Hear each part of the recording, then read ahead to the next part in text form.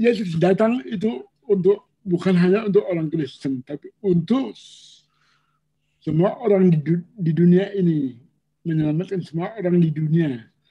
Nah, sebagai apa? Sebagai rujukannya saya lihat di Roma pasal 2 ayat 12 sampai 16.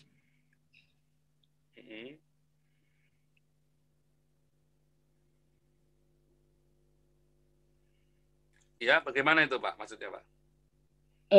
Sebab Allah tidak memandang, sebab semua orang yang berdosa tanpa hukum Taurat akan binasa tanpa hukum Taurat, dan semua orang yang berdosa di bawah hukum Taurat akan dihakimi oleh hukum Taurat. Karena bukanlah orang yang mendengar hukum Taurat yang benar di hadapan Allah, tetapi orang yang melakukan hukum Taurat yang akan dibenarkan. Terus sampai 16.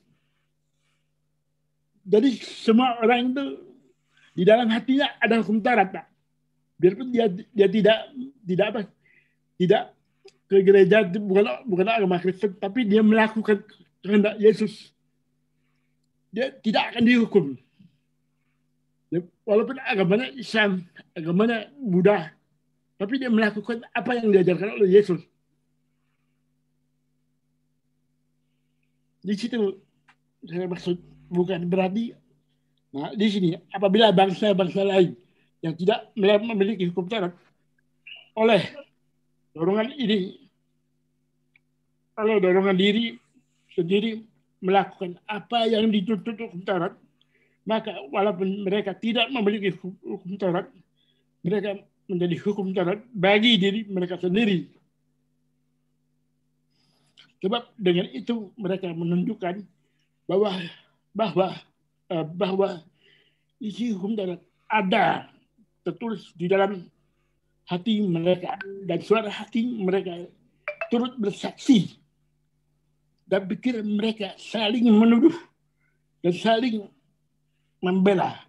Hal itu nampak pada hari bila mana Allah sesuai dengan Injil yang diberitakan akan menghakimi segala sesuatu yang tersembunyi di dalam hati manusia oleh Kristus Yesus. Ya, jadi begini Pak Rahmat. Kita lihat ayat 12-nya ya. Sebab semua orang berdosa tanpa hukum Taurat, maka dia akan binasa tanpa hukum Taurat. Dan semua orang berdosa di bawah hukum Taurat, ia akan dihakimi oleh hukum Taurat.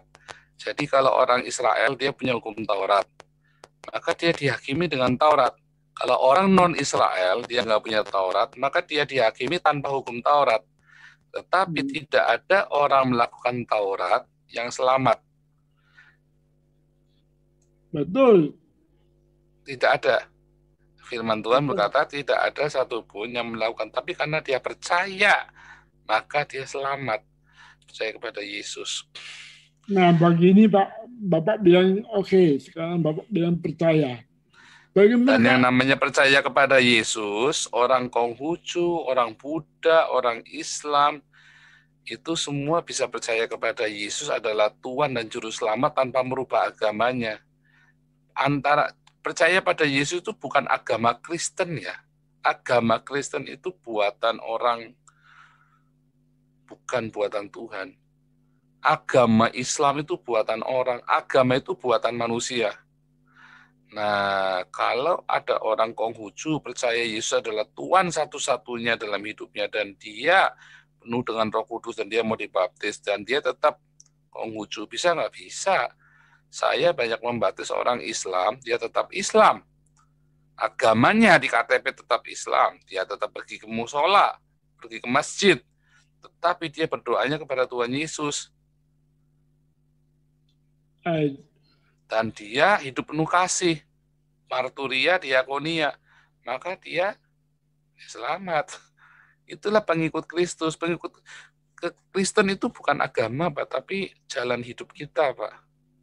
Itu, Pak. Kalau yang tadi itu bukan begitu. Yang dimaksud tadi, ayat tadi enggak begitu. Kalau yang Bapak yang di dalam Roma 2 ini artinya bukan seperti itu. tetapi artinya adalah orang yang ikut Taurat, maka dia akan mati dengan matinya dihakimi dengan Taurat. Orang yang tidak punya Taurat kayak orang Cina, orang India kan nggak punya Taurat. Maka dia matinya tanpa Taurat, dihakiminya tanpa menggunakan Taurat. Gitu. Karena dia nggak punya Taurat. Kalau orang Israel punya Taurat, maka waktu dia mati dihakiminya pakai Taurat.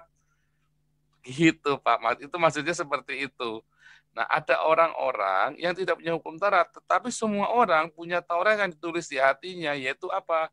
Kan semua orang punya Roh Kudus, hati nurani itu tadi. Itulah hati nurani, Pak, yang namanya hati nurani itu. Tiap orang kan punya hati nurani, dan tiap orang itu dihakimi dengan hati nuraninya dia. Ada orang yang mau bunuh, tapi nggak jadi, karena apa? Kasihan. Nah, itulah hati nurani. Nah, itulah. Orang Islam juga punya. Seperti itu. Itulah hati nurani, Pak. Yang tadi yang Bapak maksud tadi Roma 2 itu, yang di ini, ayat 13 dan 14 tadi, nah itulah hati nurani. Dorongan diri sendiri melakukannya dituntut hukum Taurat. Itu namanya hati nurani. Gitu, Pak Rahmat. Saya kurang setuju, Pak. Ya, boleh, Pak. Tetapi itu firman Tuhan yang tertulis begitu. Kalau saya tidak menafsirkan, makanya saya selalu yang tertulis saja, tidak menafsirkan, tapi apa adanya begitu.